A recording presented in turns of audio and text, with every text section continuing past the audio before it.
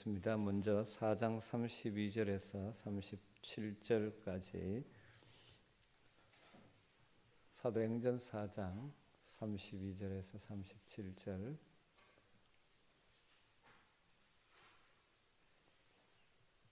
한 절씩 교독하도록 하겠습니다. 믿는 무리가 한 마음과 한 뜻이 되어 모든 물건을 서로 통용하고 자기 재물을 조금이라도 자기 것이라 하는 이가 하나도 없더라.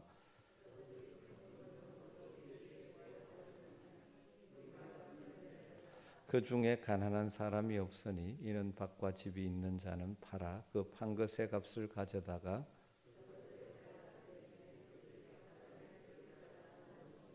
구브로에서 난 레위족 사람이 있으니 이름은 요셉이라. 사도들이 일컬어 바나바라 번역하면 위로의 아들이라 하니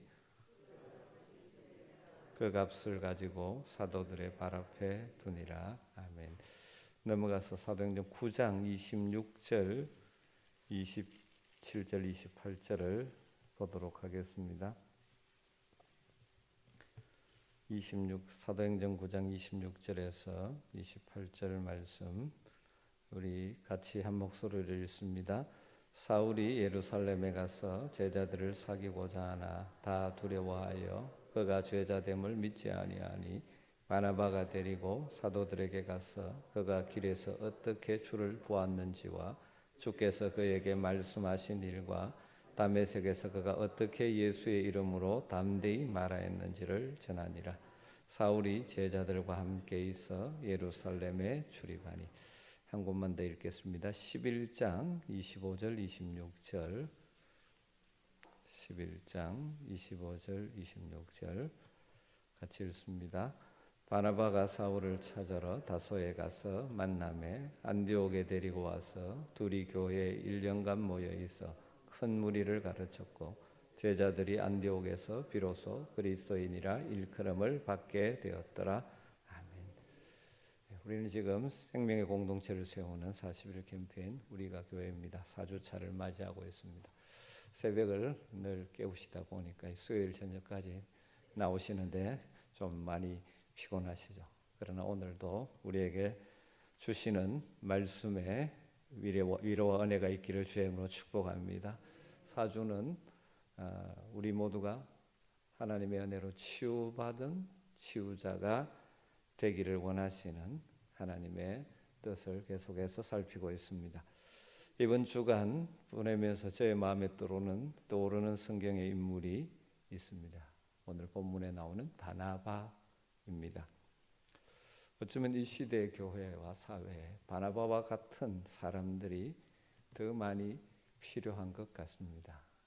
우리가 살고 있는 시대가 너무 타산적이고 계산적이기 때문에 교회마저 그런 풍조가 들어와서 변질되어 가는 시대이기에 바나바와 같은 인물이 더 그리운 것 같습니다.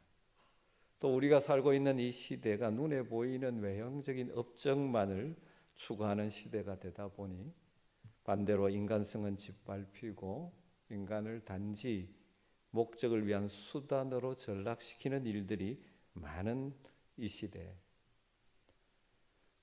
그래서 오히려 외적인 업적보다는 사람을 소중히 여길 줄 아는, 아낄 줄 아는, 사람을 다시 일으켜 세울 줄 아는 이 바나바와 같은 사람이 더 필요한지 모르겠습니다.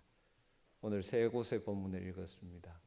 바나바에 대한 기록이 나와 있는데 첫 번째 사도행전 4장에서 발견할 수 있는 것은 바나바는 위로자였다. 위로의 위로자.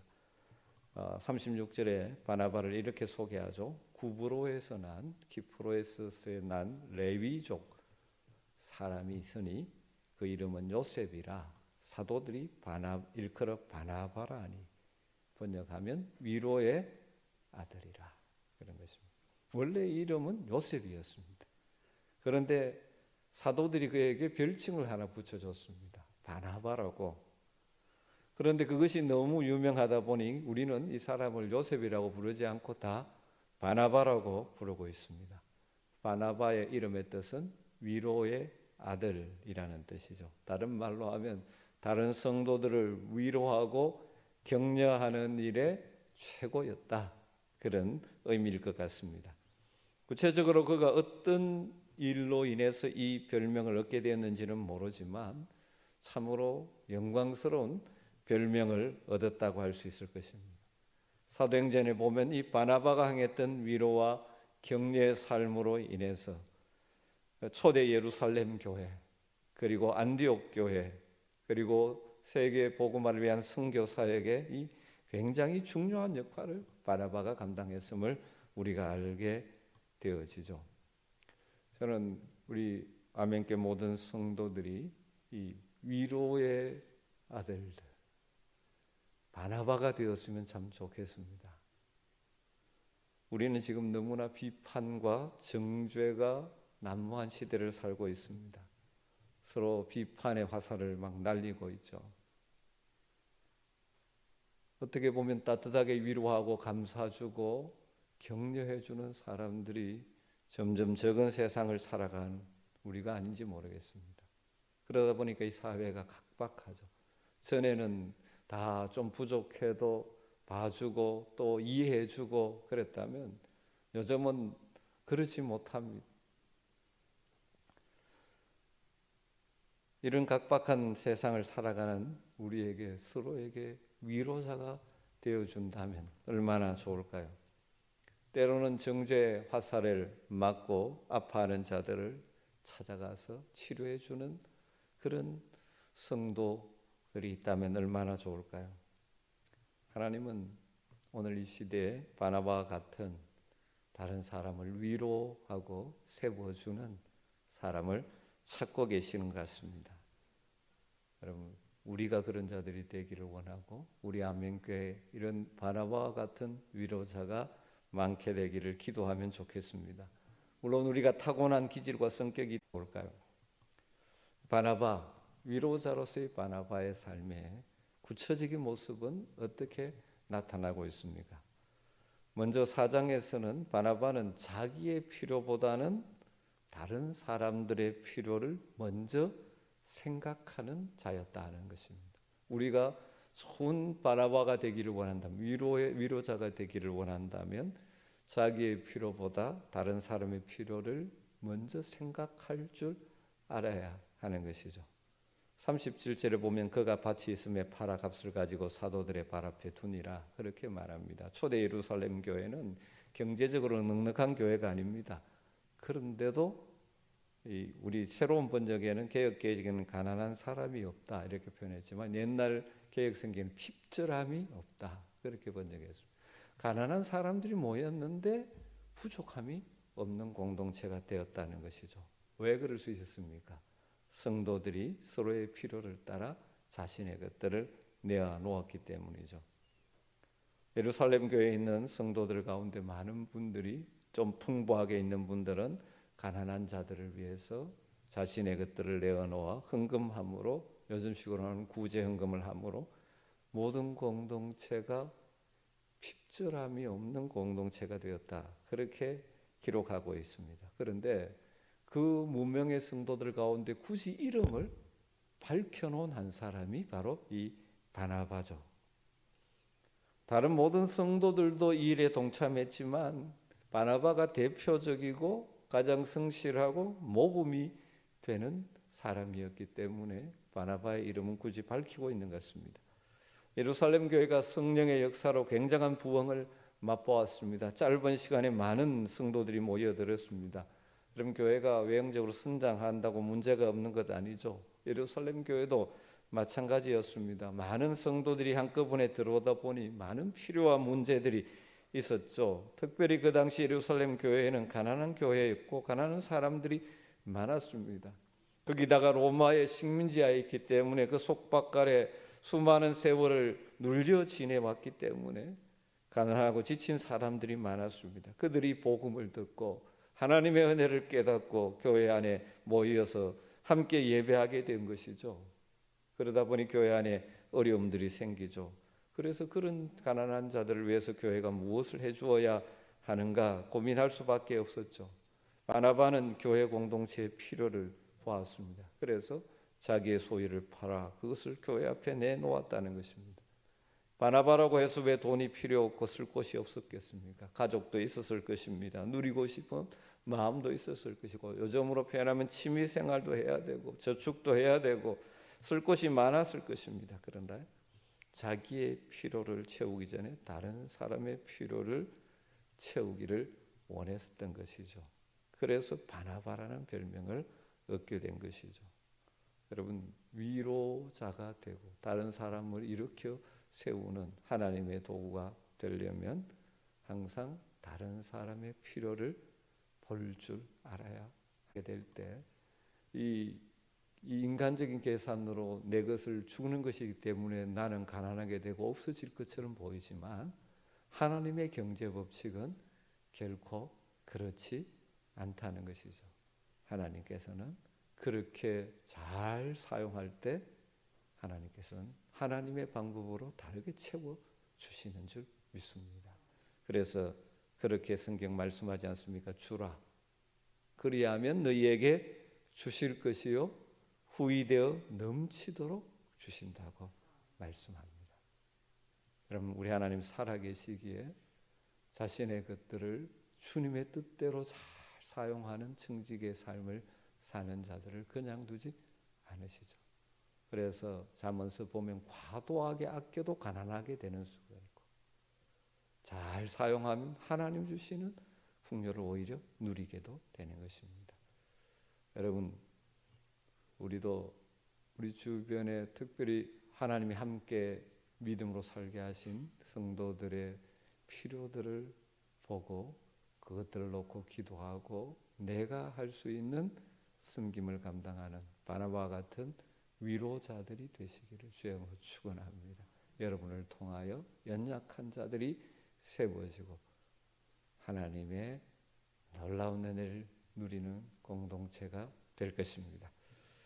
사도행전의 9장 가보면 이 위로의 사람, 격려의 사람 바나바의 또 다른 아름다운 모습을 발견하게 됩니다. 이것을 줄여 본다면 바나바는 사람을 믿어주고 세워주는 사람이었다, 이렇게 정리해 볼 수 있을 것입니다. 교회의 박해자였던 사울이 다메섹 가는 길에서 부활하신 영광의 주님을 만났습니다. 그리고 완전히 바뀌게 됐죠. 교회의 박해자에서 복음을 전하는 자로 바뀌었습니다. 그런데 그가 예루살렘에 올라갔는데 어떤 상황이 벌어지고 있습니까? 사도행전 9장 26절에 보면 사울이 예루살렘에 가서 제자들과 사귀고자 하나 다 두려워하여 그의 제자됨을 믿지 아니하니, 이제 변화된 사울 바울은 예루살렘 교회 지도자들과 예루살렘에서 같이 교제하면서 은혜도 나누고 같이 복음을 전하고 싶은 마음이 있었습니다. 그래서 예루살렘에 올라갔는데 그 예루살렘 교회 지도자들이, 성도들이 바울이 변화된 것을 믿지 않습니다. 인정해 주지 않습니다. 그럴 법도 하지 않습니까? 그들 눈앞에서 바울이 앞장서서 스데반을 죽이는데 앞장섰죠. 교회를 박해하는 일에 앞장섰던 사람인데 변했다고 이야기하는데 그들은 믿을 수가 없었던 것이죠. 그래서 그들을 받아주지 않고 바울을 받아주지 않습니다. 27절에 보면 그때 바나바가 나서죠. 바나바가 데리고 사도들에게 가서 그가 길에서 어떻게 주를 보았는지와 주께서 그에게 말씀하신 일과 다메섹에서 그가 어떻게 예수의 이름으로 담대하게 말했는지를 전하니라. 바나바가 사도들에게 사울을 데리고 갑니다. 그리고 어떻게 다메섹 가는 길에서 주님을 보았는지, 그리고 그에게 주님께서 무슨 말씀을 주셨는지, 그리고 다메섹에서 그가 담대하게 예수의 이름을 증거했는지를 다 이야기해 줍니다. 예루살렘 교회 지도자들조차도 믿어주지 않던 그때 바나바는 바울을 믿어주죠. 그리고 바울을 보정해 주었습니다. 바나바는 사람을 믿어주고 세워주고 길을 열어주는 격려자였을 것이죠. 이 바나바 역할 때문에 28절에 보면 어떻게 됩니까? 사울이 제자들과 함께해서 예루살렘에 출입하며, 바나바의 소개와 보정으로 사울은 예루살렘 교회에서 사도들과 제자들과 함께하며 출입하게 되어집니다. 그리고 29절에 가보면 그가 예루살렘에서 담대히 복음을 전가하기 시작합니다. 여러분, 초대교회 역사상 가장 위대한 선교사, 목회자, 신학자라고 할 수 있는 바울의 사역은 그를 믿어주고 그를 세워주고 길을 열어준 바나바라는 위로자가 있었기 때문에 시작된 것이죠. 참으로 하나님 앞에 큰 능력을 행사하고 위대하게 쓰임을 받았던 사도 바울의 배후에는 그를 믿어주고 인정해주고 세워주었던 바나바가 있었다는 것입니다. 오늘 우리 시대 이 교회에도 위로자 바나바가 필요하지 않습니까? 여러분, 우리 주변에는 위로 격려보다는 비난과 비판과 정죄가 가득 차고 있습니다. 남을 세워주기보다는 어떻게든지 깎아내리려고 하는 일이 빈번하죠. 세상은 그렇다 할지라도 교회는 그러지 말아야 되는데도 교회 안에도 연약한 인생들이 모여 있기 때문에 서로 시기하고 부정적인 것들을 자꾸 부각시키고 사람들의 장점보다는 단점을 바라보고 좋은 점보다는 나쁜 점을 바라보고 뒤에서 그런 이야기를 하고 있을 때가 참 많죠.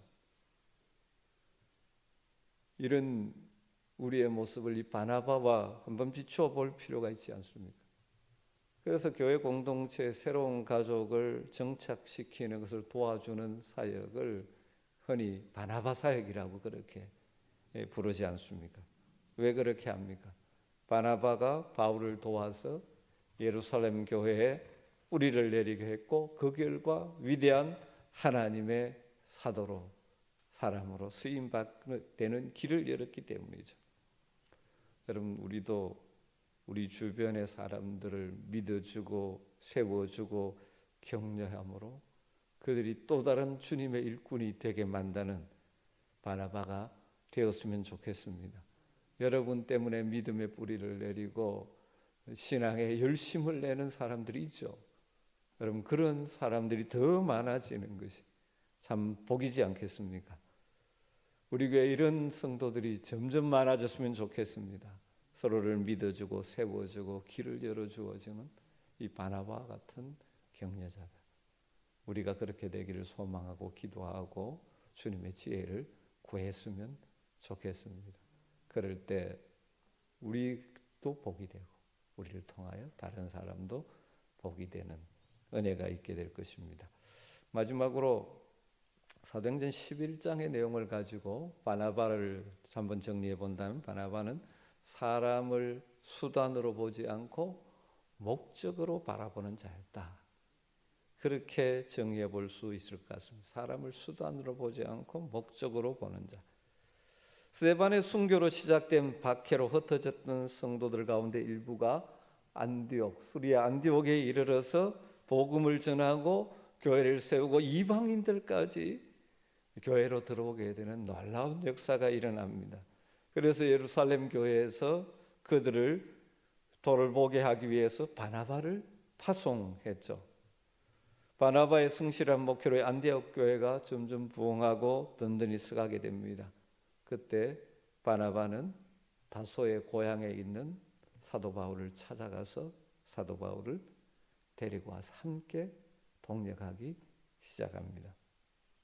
사도행전 11장 25절 26절에 보면 바나바가 사울을 찾으러 다소에 가서 만남에 안디옥에 데리고 와서 둘이 교회에 1년간 모여있어 큰 무리를 가르쳤고 제자들이 안디옥에서 비로소 그리스도인이라 일컬음을 받게 되었더라.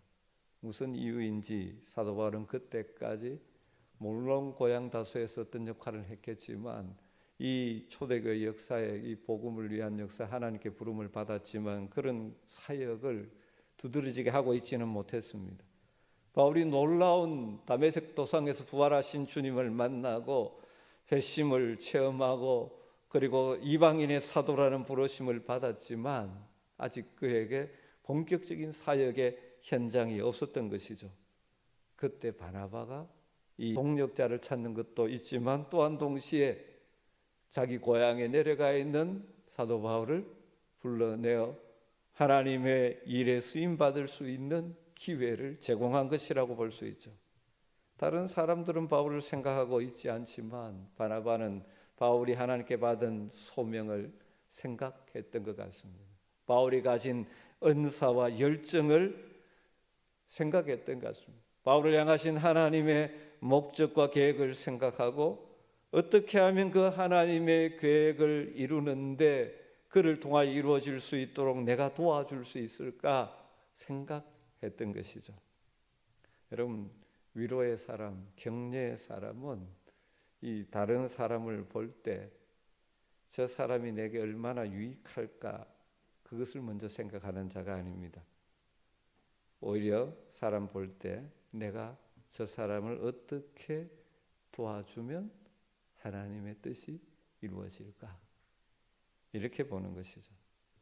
저 사람을 향한 하나님의 계획은 무엇일까 그렇게 바라보는 것입니다. 여러분, 세상은 참 차갑지 않습니까? 사람들은 다 다른 사람을 겉으로는 아닌 척하지만 이용하려고 합니다. 내게 도움이 되면 찾아가고 쓸모가 없다 그러면 가차없이 관계를 끊어버리는 경우가 많습니다. 우리 사회는 사람을 쓰고 나서 필요가 없으면 버리는 사회가 되어가는 거죠. 사람을 길러주는 사회는 아닌 것 같습니다. 이런 세상 속에 살다 보니 우리도 모르는 사이에 늘 사람을 볼 때 저 사람과의 관계 속에서 저 사람을 통해서 내가 무엇을 얻을까? 저 사람이 내게 무슨 유익을 줄까? 이것을 먼저 생각하는 것이 보편적이고 일반적인 것입니다. 다르게 말하면 사람을 바라볼 때 목적으로 바라보는 것이 아니라 항상 수단으로 바라보는 거죠.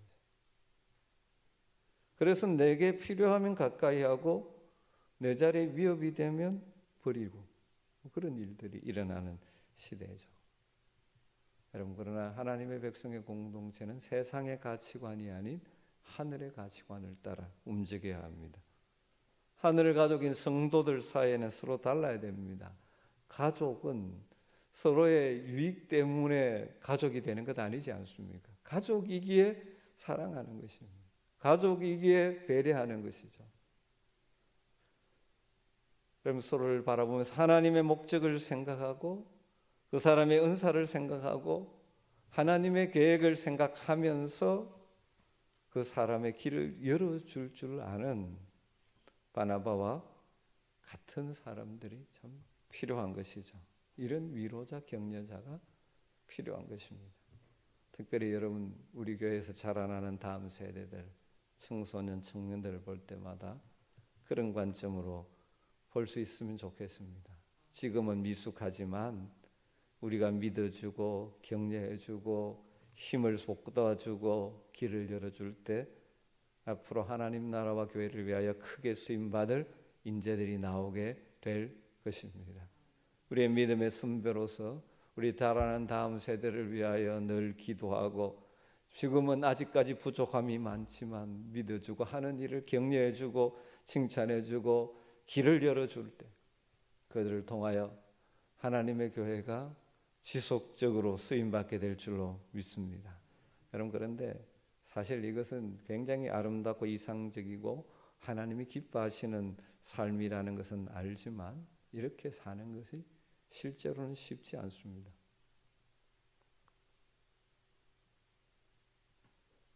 잘 배려하다가도 어느 순간 내 주도권이나 내 자리에 내게 무엇인가 위협이 된다고 생각하면 부정적으로 반응하기 쉬운 것이 우리 연약한 인생입니다. 그런데 바나바는 그렇지 않습니다. 사도행전을 보면 처음에는 바나바와 바울의 관계를 보면요, 항상 바나바가 먼저 나옵니다. 바나바와 사울, 바울 이렇게 나옵니다. 조금 지나면요, 이게 막 섞여요. 바울과 바나바 했다가 바나바와 사울 했다가 이렇게 섞입니다. 그러다가 후반부에 가면 어떻게 됩니까? 바울이 먼저 나오죠. 바울이 더 주도적인 영향력을 미치는 것이죠. 그리고 후반부에 이 갈라진 후에는 바나바의 이름은 사라져 버리죠. 세례요한이 했듯이 그는 흥하여야 되겠고 나는 쇠하여야 하리라. 하나님께서 세우신 그 종이 하나님의 선교와 목적을 위해 세워져야 할 자리에 분명하게 서게 만드는 이 바나바의 겸손함, 자신은 어떻게 보면 역사의 무대에서 사라진다 할지라도 하나님의 전체 역사를 바라보면서 감사하며 살아가는 이 바나바의 모습, 얼마나 귀한지 모릅니다. 여러분, 우리가 서로를 바라볼 때 저 사람을 이용해서 내가 무슨 덕을 얻을까? 교회를 일하면서도 저 사람 이용해가 하면 뭐가 생길까? 이런 것이 아니라 정말 하나님의 목적의 관점에서 서로를 봐줄 수 있는 은혜가 우리에게 있게 되기를 주의 이름으로 축복합니다. 종종 각박해지는 시대 속에 교회는 달라야 됩니다. 특별히 바나바와 같은 사람들이 많아야 될 것입니다. 물론 다 그런 것 알죠. 하나님께서는 바울과 같은 열정적인 사람도 쓰시고 주도적인 사람도 쓰시고 베드로 같은 사람도 쓰시고, 하지만 우리 교회 가운데 바나바와 같은 위로자, 격려자들이 많았으면 좋겠습니다. 연약한 자, 마음이 상한 자, 낙심한 자들을 격려할 줄 아는 사람, 다른 사람의 필요를 먼저 생각해주고 믿어주고 세워주고 길을 열어주고, 이용의 대상이 아니라 하나님의 나라의 하나님의 목적을 따라 바라보며 함께 하나님의 일을 동력할 줄 아는 그런 바나바와 같은 사람들, 우리 교회 이런 하늘 가족 공동체를 함께 이루어갈 수 있도록 함께 기도하시고, 또 우리 교회 이런 일꾼들이 많아질 수 있도록 기도하시고, 그래서 우리 교회가 감당해야 될 사명들을 잘 감당하는, 그래서 이 하나님의 위로를 얻고 다른 사람을 위로하여 세우는 하나님의 통로로 쓰임받게 되기를 주의 이름으로 축복합니다.